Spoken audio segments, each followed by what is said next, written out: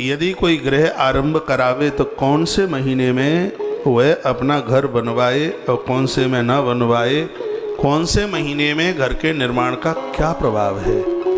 श्री मनु जी ने यह पूछा। कागज हो तो कलम से कुछ कुछ बातें लिख लेना, ये आपके काम में आएंगी। तो क्या कहा कि चैत्रे व्याधिमवाप्नोति यो गृहं कारये नर, वैशाखे धनरत्नानि ज्येष्ठे मृतुं तथैव च, आषाढ़े भृत्यरत्नानि पशुवर्गमवाप्नुयात्, श्रावणे भृत्यलाभान्तं हानि भाद्रपदे तथा।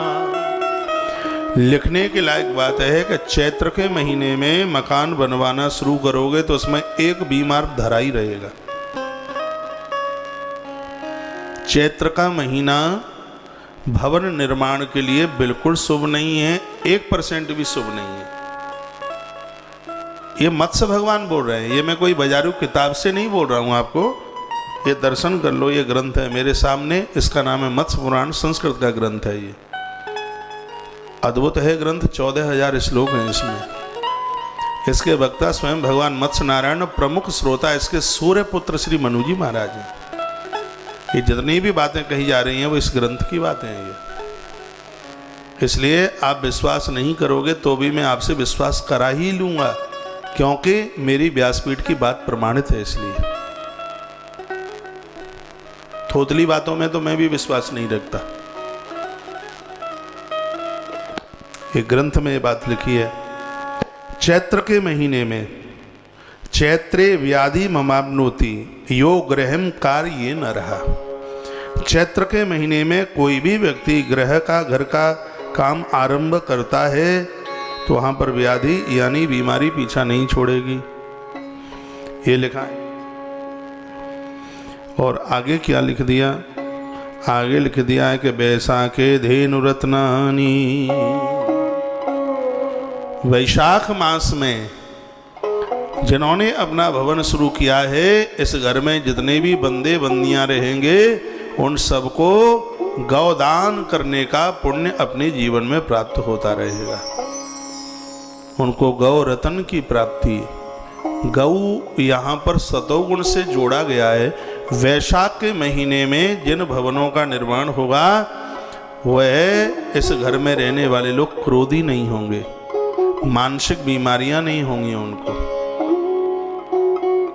उन्हें गौदान जैसे दिव्य दान करने के सौभाग्य प्राप्त होते रहेंगे। क्योंकि गाय को धन माना गया, गौ धन, गज धन, वाज धन और रतन धन खान। सबसे पहला धन तो गौ धन, गाय को धन कहा।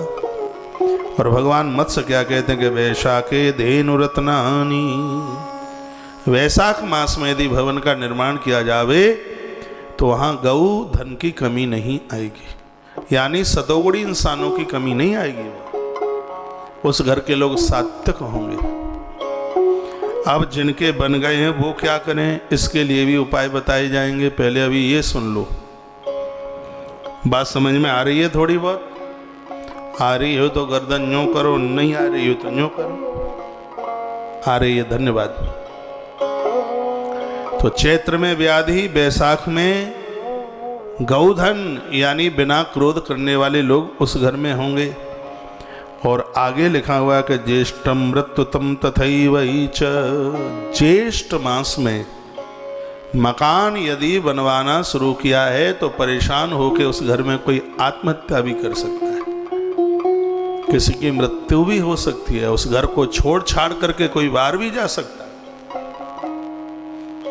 ऐसे घर में केस मुकदमे भी लग सकते हैं।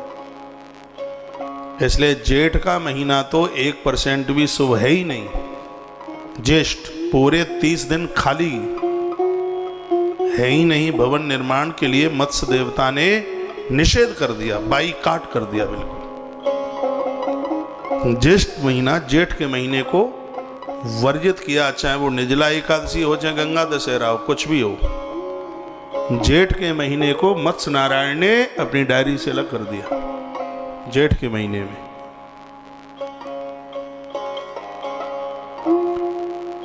उसको अशुभ कहा, मृत्यु कारक कह दिया। बोलो बांके बिहारी लाल की, श्री हनुमान जी महाराज की जय जय। श्री राधे श्री राधे श्री राधे। आषाढ़ का महीना, आषाढ़ के महीने में आप भवन का काम शुरू कर सकते हैं। आषाढ़ में घर भवन निर्माण आप शुरू करेंगे तो भृत्य नौकर चाकरों की कोई कमी नहीं रहेगी।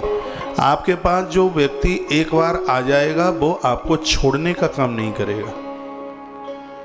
आपके उस घर में ऐसे बच्चों का जन्म होगा जो स्वभाव से बड़े मधुर होंगे, सबको स्नेह प्रेम करने वाले होंगे। आषाढ़ मास में भगवान मत्स्यदेव कहते हैं, राजन आषाढ़े भृत्य रत्नानि पशुवर्ग मवाप्निया। ये ग्रंथ उस समय का है जिस समय पशु बहुत पालते थे लोग। का आषाढ़ के महीने में गौशालाओं का आरंभ, आषाढ़ के महीने में भवन का निर्माण। तो भैया यहाँ पर बड़ी सुंदर बात कही गई है, पशु वृद्धि होगी, उनकी मृत्यु नहीं होगी।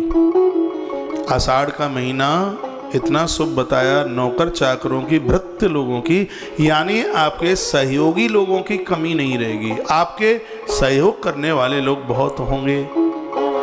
आषाढ़ मास में घर निर्माण आरंभ करने की महिमा स्वयं भगवान मत्स्यदेव अपने मुख से बोलते हैं।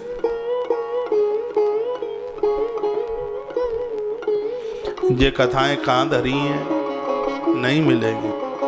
रुपया 21,000 दे आना, वास्तु शास्त्री को नहीं बताएंगे वो इतनी बातें, कहाँ बताएंगे। ये सब हमारे सनातनी ग्रंथों में भरा पड़ा है।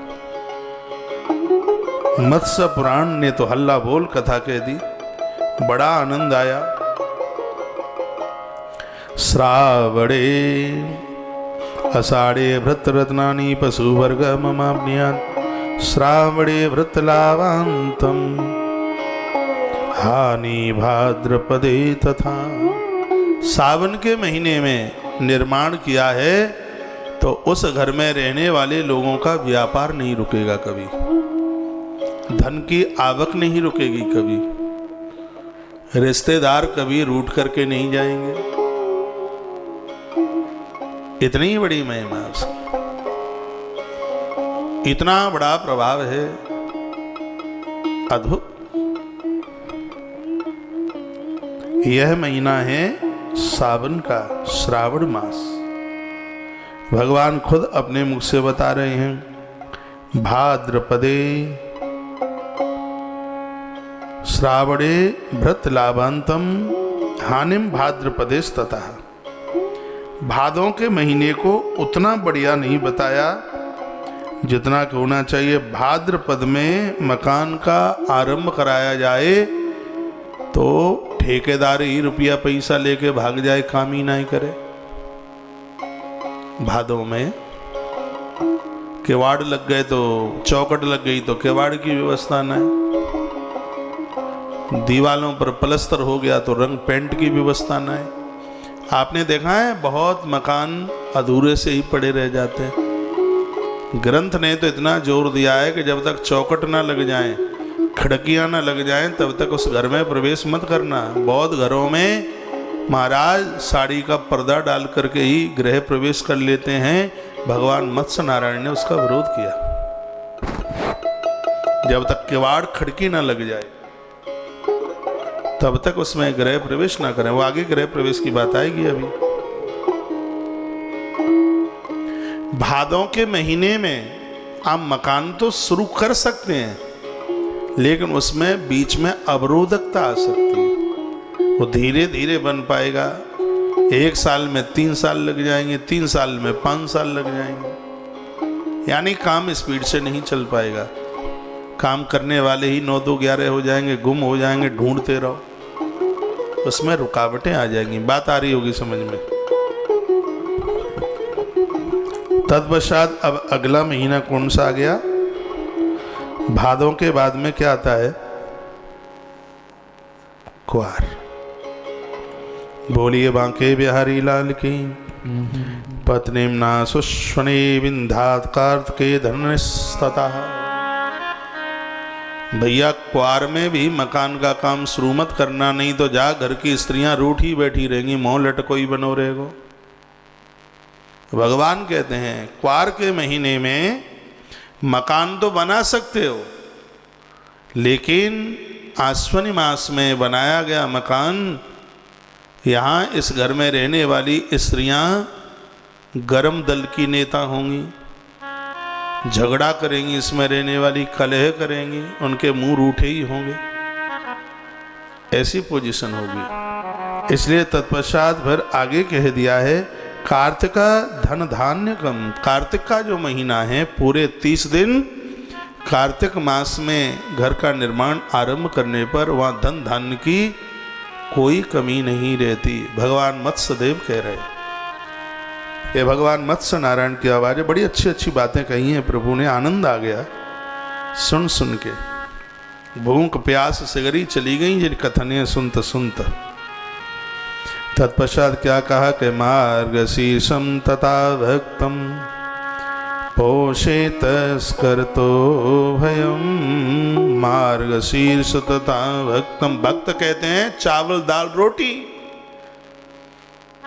तो इसमें लिखा है कि जो महीना इस समय चल रहा है, इस महीने में मकान बनवाना शुरू करोगे तो तुम्हारी रसोई में दाल रोटी चावल की जिंदगी में कभी कमी नहीं आ सकती।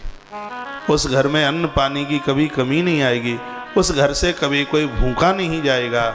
और घर घर तभी है जब वहाँ पर आने वाले लोगों को भोजन पानी मिले। तो इस मार्गशीर्ष के महीने की इतनी बड़ी महिमा है।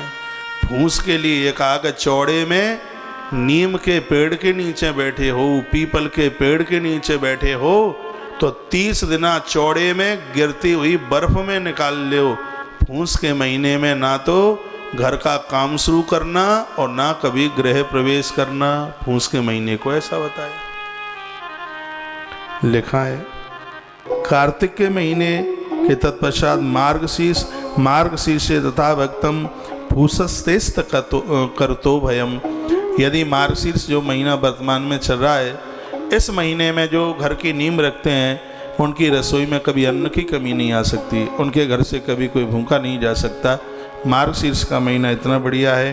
फिर लिखा है कि फूसे तस्करोत भवेत। फूस के महीने में जो मकान की नींव रखते हैं उसमें घर में ताला टूटने के डर हैं, अग्नि प्रकोप का डर है, आंधी तूफान में दीवालों को गिरने का भय है, गिरने का डर है। ऐसा स्वयं भगवान मत्स्य नारायण ने अपने मुख से इस बात का वर्णन किया। और फिर आगे जो लिखा है वो सुनिए। लावंश बहुस्ता विधान अग्निमाग विनर्षयेत्। इसमें लिखा है कि माघ के महीने में जो मकान बनाना आरंभ करते हैं उनको कई प्रकार का लाभ प्राप्त होता है। माघ के महीने में नीम रखी गई है। भैया ऐसे घर की देवियां सुपुत्रों को जन्म देती हैं, उनकी कोख खाली नहीं होती। माघ का महीना इतना बढ़िया है कि नारी के गर्भ में संतान की मृत्यु नहीं होती। माघ मास को इतना शुभ बताया गया, इतना बढ़िया बताया गया। मकान के भवन के आरंभ में बहुत श्रेष्ठता इस माघ मास की बताई गई। ये मैंने श्लोक आपके सामने अभी अभी पढ़ा है। माघ का महीना इतना बड़ा प्रभावशाली है अपने आप में। माघ लावंश बहुसा विधात अग्निम माघे विनर्दशेत। माघ के महीने में बहुत से धन का लाभ प्राप्त होता है। उस व्यक्ति की पूजा बढ़ती है, उसका आदर, उसका मान और उसका सम्मान बढ़ता है। अब महीना रह गया है एक और जिसका नाम है फाल्गुन। तो लिखा है फाल्गुन एकांजनम पुत्रा नीति काल बल स्मितम। फाल्गुन के महीने में जो धन और जो मकान बनाए जाते हैं उस घर में जन्म लेने वाले बच्चे कोई भी निठुल्ले नहीं होते, सब कमाऊ होते हैं। घर को कांचन युक्त कर देते हैं, सोने के महल कर देते हैं, सोने के महल का मतलब ये नहीं है कि सोने की ईंटों से मकान बन गया है। तो भैया उसका मतलब ये है कि उस घर में कहीं भी संपदा की कमी नहीं। फागुन के महीने में बनाने वाले जो घर हैं वो ऋण मुक्त होते हैं।